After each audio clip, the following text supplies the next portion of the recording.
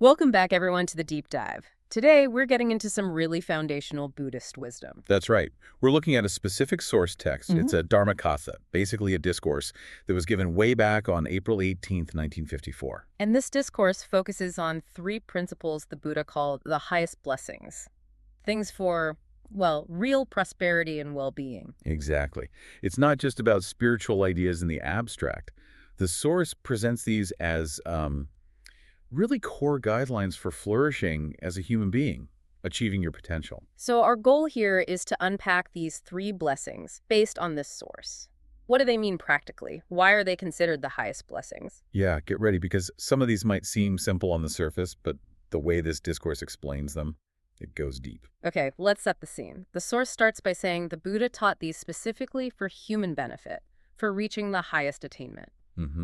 It really centers on a key verse in Pali, the ancient scriptural language. Right, let's hear that verse again. Sure. It's Āratī viratī, pāpā, majjapamādā saññamo, Appamādo dhammesu, etamangala mutomanti. That's presented as the heart of it all. And the source gives us a translation, which is basically our map for today. It comes out as abstaining from evil, abstaining from intoxicating drinks, and not being heedless in the Dhamma. This is the highest blessing. There you have it. Three key areas. Okay, let's take them one by one. First up, Āratī viratī pāpā. How does the source explain this abstaining from evil? Well, pāpā is translated pretty directly as evil or badness or sin. So it's about staying away from what's harmful. Straightforward enough. But, the source points out a subtle distinction in those first two words, Āratī and viratī. It's quite interesting. Oh, how so? It explains that viratī can sometimes mean just abstaining outwardly. Like maybe you follow a rule, but your heart isn't fully in it. Okay, I see. Like grudgingly avoiding something. Sort of. But Āratī implies a more complete, a wholehearted letting go. And when they're combined here, the source uses a specific phrase, when tu akat.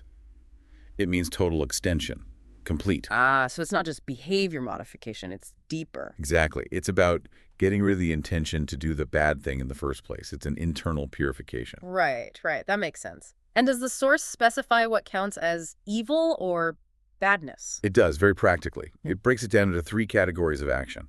First, actions of the body, or kaya. What does that include? Abstaining from killing or harming living beings, from stealing or cheating, and from sexual misconduct. The basic physical harms. Okay, then. Actions of speech, vaka. This is crucial too. It means abstaining from lying, from slander, speech that divides people, from harsh or abusive language. Right, and yes. this one's interesting. From idle chatter, useless talk. Idle chatter too. Huh, okay. And the third category? Actions of the mind, mano. This gets to that intention piece we were talking about. It means abstaining from greedily wanting what others have, from ill will or malice towards others, and from holding wrong views, perspectives that clash with the core understanding of the Dharma. So body, speech, mind. 3, 4, 3. That's 10 points total. Yep. The source identifies these as the 10 unwholesome courses of action, the akusala kamapatha. Abstaining from these, it says, makes one pure. And it really circles back to intention. Absolutely. It uses the term tautanaikiba jetana koro. Roughly, intention monks is conduct virtue. Wow, so your inner resolve is where the real ethical work happens. That's the core message for this first blessing. The source notes it's crucial for lay people and obviously even more stringent for monks and nuns. Okay, a complete intentional turning away from harm in body, speech, and mind. Got it. Let's move to the second blessing. Majjapamādā saññamo. Right. The source translates this as self-control saññamo regarding intoxicating drinks. Things that make you intoxicated, majjapamādā. So, avoiding alcohol. Well, yes, but it's broader according to this discourse. Not just traditional liquors, bodambadardankum, surai, rolimerai. It says any drink that causes intoxication. Any drink. Yes. It explicitly mentions beer. And even things like certain medicinal concoctions if, they're basically alcohol and get you drunk. Ah, so it's about the effect again, isn't it? Like the first blessing focusing on intention, this focuses on the result, intoxication. Precisely. If it makes you heedless or drunk, it falls under this principle. The source is pretty strict. Are there any exceptions mentioned? Very narrow ones, and they actually reinforce the main point. For example, using a tiny amount of alcohol just as a vehicle for medicine, Okay. but only if the intention is purely medicinal, not to drink alcohol for its own sake. Intention again. Yes, it keeps coming back to that. And the other one mentioned is cooking with alcohol, but only if the taste and smell are completely gone in the final dish. So no trace of the intoxicant remains. So basically, if the alcohol isn't functioning as an intoxicant, it might be okay in these very specific cases. That seems to be the idea. Mm. But the warnings about intoxication itself in the source are, well, they're intense. Oh, yeah. What does it say? It uses strong language. Yeah. It says intoxication ruins people. The word completely devastates them. It dulls mindfulness, sati, which is essential. Undermines your awareness. Totally. Causes anger, disrespect, especially towards parents, teachers, elders. Leads to recklessness, terrible judgment. Isn't there a really vivid image it used? Yes. It says an intoxicated person sees an elephant as a pig. Sees an elephant as a pig. Yeah. Meaning they lose all sense of proportion and value. Something huge and important becomes trivialized. Judgment is just gone. Wow. That's descriptive. And it calls intoxication haluk oned. Yeah. Kado jantung bepen.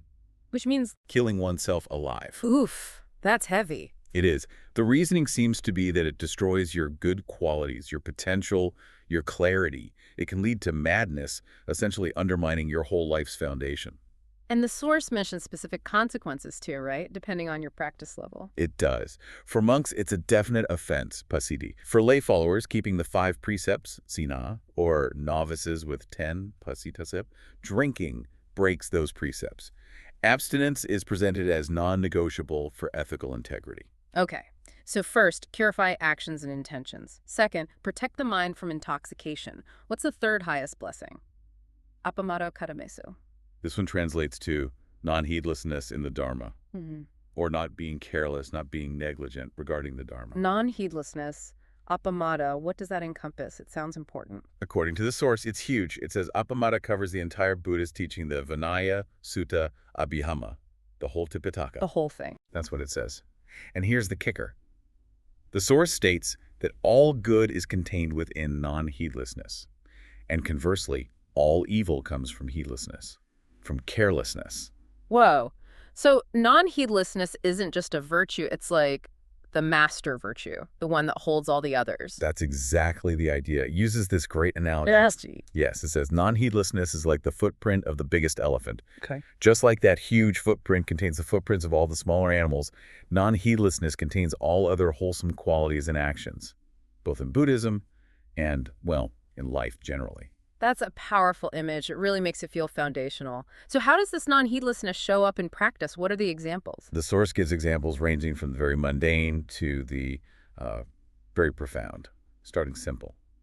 Being non-heedless in your daily work. Like your job, farming, business. Exactly. Doing it with attention, with care, making sure you don't mess up, ensuring things succeed. That diligence is non-heedlessness in action. Just being conscientious. Pretty much. Then, health. Being non-heedless about taking care of your body, paying attention to what you eat, how you live, mindfulness of health, tivnahante. The source quotes, health is the greatest gain.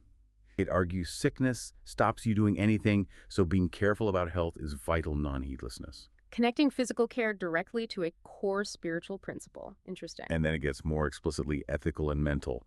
Non-heedlessness means actively, diligently abandoning bad conduct, and cultivating good conduct to Japanese right? Body, speech, mind again. So not passive about ethics. Right. And also actively abandoning wrong views at bid and cultivating right views. You have to be vigilant, constantly steering yourself correctly. Okay, so diligence in work, health, ethics, views. But you said it goes even deeper. Oh, yes. This is where the source points to the highest application of Appamāda. In meditation, in mental cultivation. Oh, so? It means being utterly non-careless, really focused, in the effort to make the mind stop. Achieving that stillness, that sounds like the goal of meditation itself. It is a key goal. But the non-heedlessness, according to this text, is about maintaining the awareness that arises from that stillness, often described as seeing a bright sphere, duansai, maintaining it constantly. Constantly. You mean not just when sitting on a cushion? Exactly. The source is emphatic. While sitting, standing, walking, lying down, eating, drinking, working, talking, thinking. Even, it says, during basic bodily functions like going to the toilet. Wow. That's continuous. Unbroken mindfulness. Yes. never letting the mind slip from that point of focused stillness. The Source uses a Pali phrase. It means something like always striving forward, relentlessly, never falling back. That sounds incredibly demanding. It's presented as the engine of progress. This constant, non-heedful effort is what allows you to move through stages of insight, seeing deeper realities, fears of morality, concentration, wisdom, liberation, and so on. And experiencing subtle bodies. Yes, the Source mentions progressing through understanding subtle levels of existence, like the upwards towards the highest attainments, like becoming an arahant. So this single quality, non-heedlessness, fuels everything from doing your job properly to reaching enlightenment. That's precisely the picture the Source paints. It contrasts the heedless ordinary person, the are careless with money, careless with the Dharma. And becomes a servant to them. Yes, a servant to their own carelessness, really. But the wise person, through non-heedlessness, becomes a master of the Dharma, a tonlo tuntane, tumsane. Like the Buddha, like the Arahants, they master it because they hold on to it, apply it constantly without letting slip. Okay, let's try to pull these three threads together then. Abstaining completely from evil body, speech, mind, intention. Controlling oneself from intoxicants, and this pervasive non-heedlessness in absolutely everything related to the Dharma, from work to meditation. What the Source suggests is that someone who truly cultivates these three, they're on the path to the highest kind of prosperity. It's a complete package. You're purifying your base, protecting your clarity, and then actively applying diligence everywhere. Exactly. The Source concludes that living this way enables success in worldly things and the ultimate spiritual goal, nibbana. They are presented as absolutely fundamental. It's quite something to see them laid out like this, showing how they connect from basic ethics all the way to profound mental states. Yeah, the first two really clear the ground, don't they? Remove the major obstacles. And then non-heedlessness is the active principle, the constant effort that actually builds the good stuff, whether that's a successful career or liberation. That analogy of the elephant's footprint really sticks, non-heedlessness containing everything else. It does. And it leads to a really practical question, doesn't it? Which is? Well, the Source leaves us with this thought. Given that non-heedlessness, Appamādo, is painted as this all-encompassing virtue, essential for everything from taking care of your health to the deepest practice, where could you, listening right now, focus on cultivating a bit more non-heedlessness in your own life? Where could you be just a little less careless, a little more diligent and mindful? A powerful question to end on. Where can we apply that mindful effort right now? Lots to think about there.